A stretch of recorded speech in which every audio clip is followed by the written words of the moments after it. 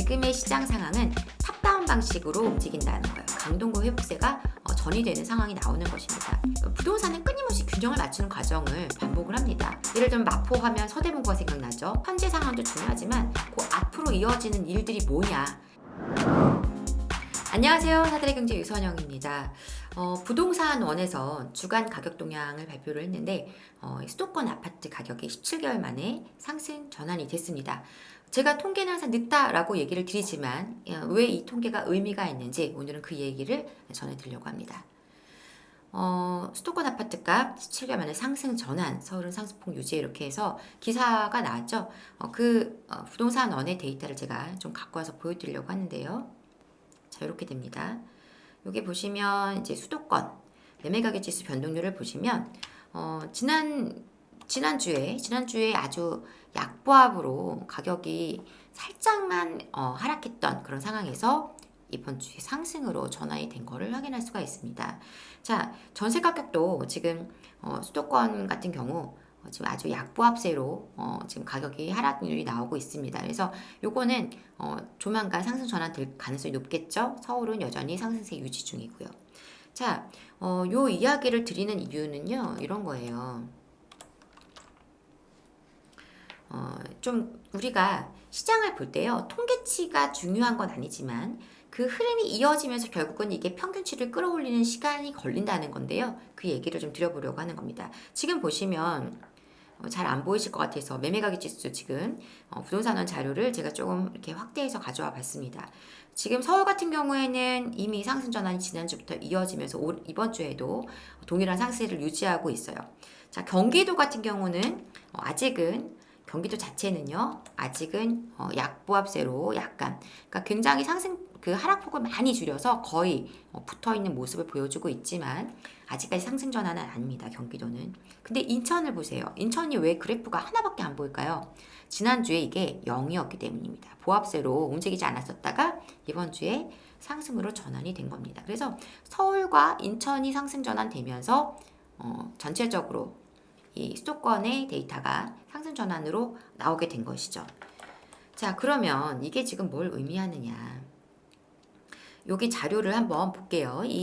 그 부동산원에서 발간한 자료를 잠깐 보면서 지역별로 흐름을 한번 읽어보면 이렇습니다.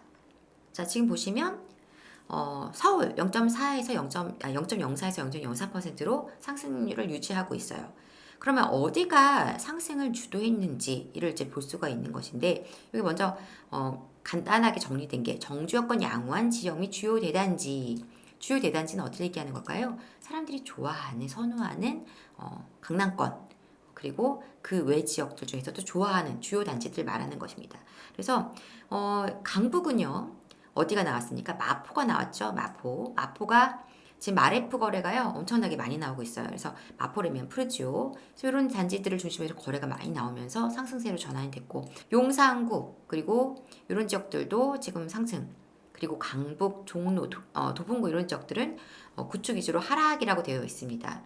종로구도요, 다 하락은 아니에요. 그러니까 뭐 경희공장이라든가 이런 것도 거래가 나오고 있고 이런데, 지역별로 전체적으로 보면 그렇지만 단지별로 따져본다면 상승 지역도 있고 하락 지역도 있고 이런 상황이라는 겁니다. 강남은 말이 필요 없겠죠. 송파, 잠실권이라든가 강동, 그리고 막 강남권, 그리고 서초 이런 지역들 모두 지금 가격이 많이 상승 전환된 상태에서, 특히나 여러분이 이제 좋아하는 재건축 단지들, 음마라든가 이런 것들은 거래가 상당히 많이 나왔고 그런 상황입니다. 자, 인천도요. 인천도 지금 지난주 0.00에서 0.04로 상승 전환이 됐는데, 이제 가격이 빠진 곳들은 동구, 미추홀구 이런 지역들은 여러 가지 물량이라든가 이런 것들 영향으로 하락세가 계속 유지가 되고 있지만, 중구 어디입니까? 인천에서 여러분들이 잘 아시는 영종 신도시가 중구에 있습니다. 굉장히 거래가 많이 나오면서 하락폭을 많이 회복하는 모습을 지금 바닥 거래가 많이 일어나고 가격도 많이 올라간 단지들이 나오고 있어요. 연수구는 여러분이 좋아하시는 송도, 그죠? 이런 곳들 위주로 주요 단지 위주로 상승이 나오고 있다라는 것이고요. 남동구는 구월동이라든가 이런 지역들, 이런 곳들이 지금 상승 전환이 됐다. 자, 경기도는요, 지금 하락이 유지는 됐지만 굉장히 하락폭이 많이 줄었습니다. 다음 주 정도에는 이게 0으로 갈 수도 있고 상승 전환될 가능성도 있는 거죠. 하남시 같은 경우에는 이제 주요 단지들 덕풍동 위주로 해서 회복이 됐다고 하는데 하남시가 어디랑 붙어 있어요? 강동구랑 붙어 있죠. 그렇다 보니까 강동구 회복세가 전이되는 상황이 나오는 것입니다. 화성 같은 경우는 이제 화성 그 동탄 신도시를 중심으로 한 계속 지속적인 거래가 나오면서 가격이 많이 올라갔습니다. 수정구, 성남 수정구, 구성남이라고 보통 하죠. 근데 이제 뭐 일산이라든가 또 안성이라든가 이런 지역들은 아직까지는 가격 회복세가 더디다는 겁니다. 물론 단지별로는 가격 회복을 벌써 한 곳들도 있어요. 근데 전체적으로 봤을 때에는 아직은 하락세가 유지 중이라는 거예요. 모든 단지가 다 가격 회복하는 게 아니기 때문이죠. 자, 그래서 제가 이것을 조금 한눈에 보이도록 정리를 해보면 이런 겁니다. 지금의 시장 상황은 탑다운 방식으로 움직인다는 거예요. 급매를 소진한 이후부터. 급매 소진할 때까지는 어차피 바닥에서 거래가 막 일어나서 거래량만 증가하고 어떤 매매 가격의 상승으로 전환되지 않죠. 근데 바닥 다지기를 막 끝내고 나서 그 바닥에서 조금씩 높은 가격대에도 사람들이 매수하는 어떤 그 움직임, 그것은 어디서부터 나오고 있느냐? 저 상단에 있는 지역들, 탑다운 위에서부터 아래로 뿌려주는 형식이라는 거죠. 그래서 강남 4구, 그리고 강남 4구에서 또 연결되는 곳, 이런 식으로 흐름이 이어지면서 나오고 있고, 경기권도 마찬가지입니다. 주요한 지역들을 먼저 움직이고 바닥거래 이후에 먼저 움직이고, 그리고 그것들을 나눠 가져가는 방식으로 간다는 겁니다. 그래서 서울 주요 지역에서 움직였던 흐름이 수도권 주요 지역으로 움직였죠. 바닥 다지기 하는 거 말고 잠실권 거래가 막 늘어나기 시작하면서 수도권에서도 주요한 지역들, 뭐 동탄 이신도시라든가, 그리고 과천이라든가, 광교라든가, 그다음에 성남, 그리고 송도, 청라, 인천 지역, 그 외에도 용인의 수지도 좀 주요한 핵심 입지, 이런 지역을 중심으로 해서 먼저 거래가 터집니다. 그럼 그 다음 어떻게 돼요? 이제 다음 지역들이 움직이는 거죠. 마포, 용산, 성동구, 그리고 동작구, 종로구, 광진구, 이런 지역들이 따라서 시세를 같이 끌고 가게 됩니다. 왜냐하면 위에서 가격이 연동되면서 이어져 가기 때문이죠.